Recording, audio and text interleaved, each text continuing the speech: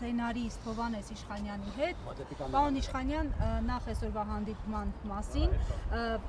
ինչ մտահոգություններով փոխանակվեցիք կողմերով։ Դե մշակութային գործիչների հետ էր հանդիպումը, մշակութային գործիչները խոսում էին խնդիրներից մշակույթի, առաջարկներով էին հանդես գալիս, նաև ոմանք շնորհակալություն հայտնեցին, որ սկսվել է այս պայքարը, որտեղ դες շատ տնկճված էին ու դե գիտեք ինչ էր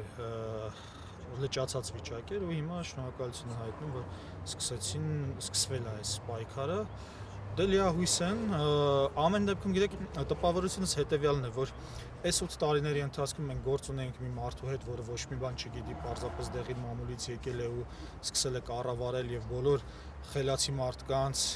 կարող մարդկանց հեռացրել է պետական համակարգից, Թուրքի հետ կապերը ամբողջությամբ խզել է, մի խոսքով Թուրքիայի երազանքն է։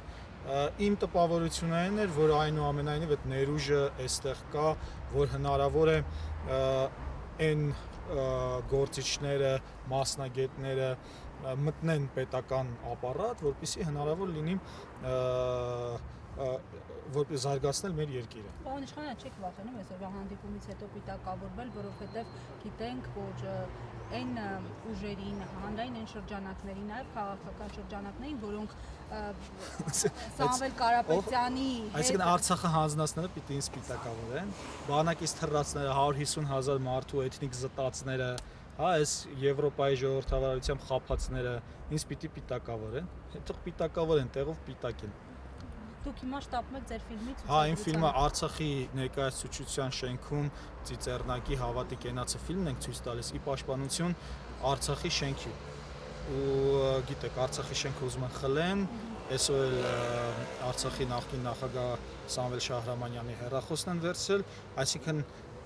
մենք հիմա գնում ենք Արցախի շենքը պաշտպանենք, հետո եկեղեցին ենք պաշտպանում, հետո մեր հայրենակիցներին ենք պաշտպանում, հետո մեզ ենք պաշտպանում, բոլորիս ենք պաշտպանում ու այս գործունեության համար պիտի պիտակավորեն, թող պիտակավորեն, մենք կշարունակենք այս մեր գործունեությունը։ Շնորհակալություն։